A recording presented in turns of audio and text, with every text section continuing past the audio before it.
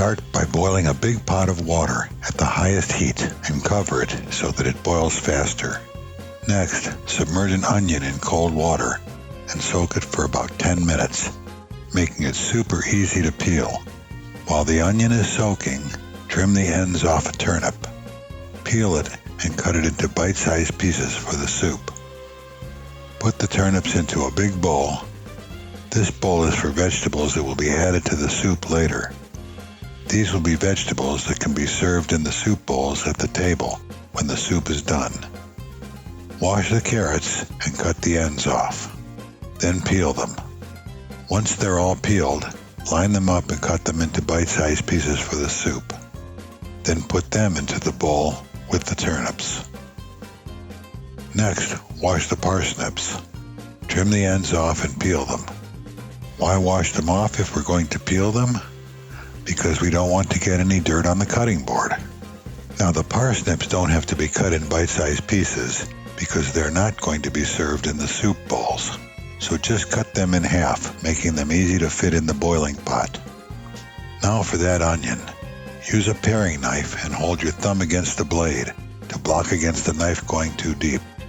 Push the knife in around the core and turn the onion, not the knife. You'll never cut yourself if you turn the onion and never the knife. Trim off the bottom of the onion and the paper should peel right off with no waste. You only need to whack the onion in half because it's not going into the soup bowl either. Wash the celery and cut the bottom off. Use the leaves and the outside stalks of the celery because they have a stronger flavor. Save the hearts for delicate salads. Just whack the stalks in half since they're not going to be served in the soup bowls either. Same thing with the parsley. Wash it and cut the stalks off where all the flavor is, and save the nice leafy parts for something else later. Then get another bowl and put your parsley, celery, parsnips, and onions into it. These are the vegetables that are going to be boiled with the chicken and then be thrown in the trash. But first we have to add garlic to that bowl. You can add whole cloves of fresh garlic without peeling them or anything, but I'm going to cheat here since I have a new jar of chopped garlic. So there's my two bowls. One we are going to add first, and the other with the carrots we are going to add near the end.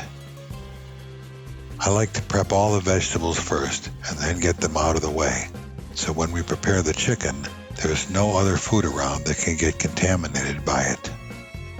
When done with chicken, it's best to clean and sanitize the counters, boards, utensils, sink, and everything, and change to new kitchen towels to prevent any possible contamination. So we're going to do the chicken, starting with washing it really well and cutting it in quarters. Spread the legs and cut through on the inside of both sides. Then flip it over, cut through the back from the outside to separate the bottom half from the top. Next, cut under the wings, against the ribs and up to the neck on both sides, and remove the rib section. Finally, split the breastbone into 2 breast quarters by whacking it with your knife from the inside and cutting the rest of the way through it. Then, pull the skin off the chicken quarters by hand as far as you can. Holding the skin of the chicken against the cutting board with the knife as you pull the quarter will get the skin the rest of the way off.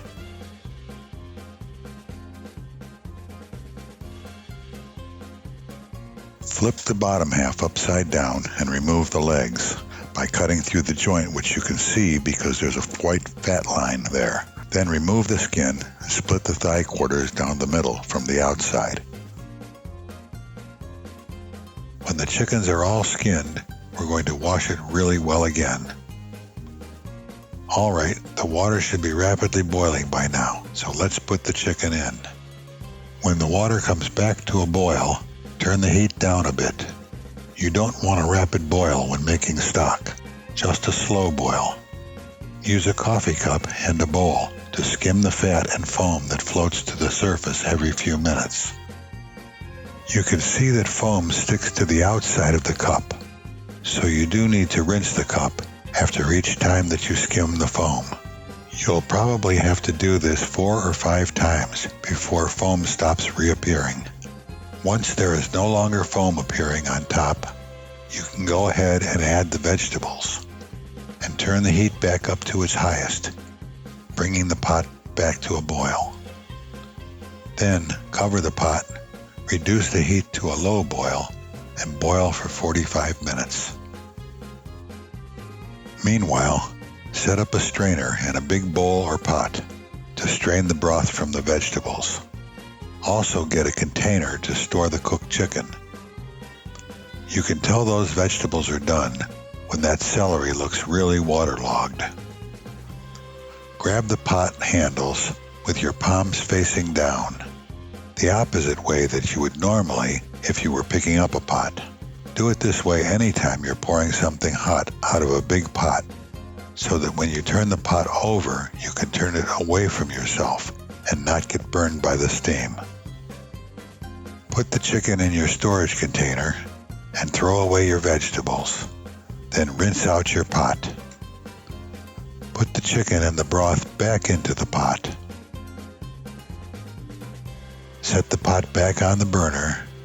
Add your carrots and turnips, cover, and bring it back to a boil with the heat on high.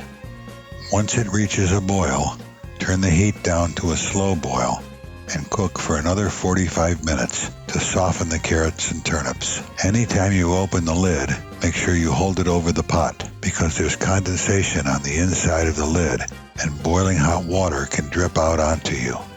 During this final boiling stage, add a handful of fresh dill and stir it in. Sprinkle pepper over the surface. Add a chicken bouillon cube. Stir the whole thing up and let it simmer for a few minutes for the bouillon cube to dissolve. Then use a teaspoon to taste the soup and see if you need to add more bouillon for a stronger chicken flavor. Also taste to see if it needs a little salt. Once it's done cooking, strain it again and put the vegetables and chicken in a separate container for storage. Pour the broth back into the pot, and you can keep it warm until ready to serve. Put a little chicken and a few vegetables in each bowl, and then ladle some broth into the bowl, along with fine soup noodles or matzo balls if you have them.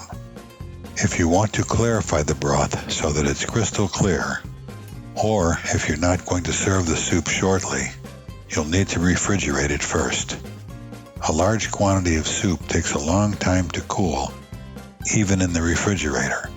So to avoid the danger of bacterial growth, fill the sink with cold water and put the pot in to cool down more quickly before you cover it and put it in the refrigerator.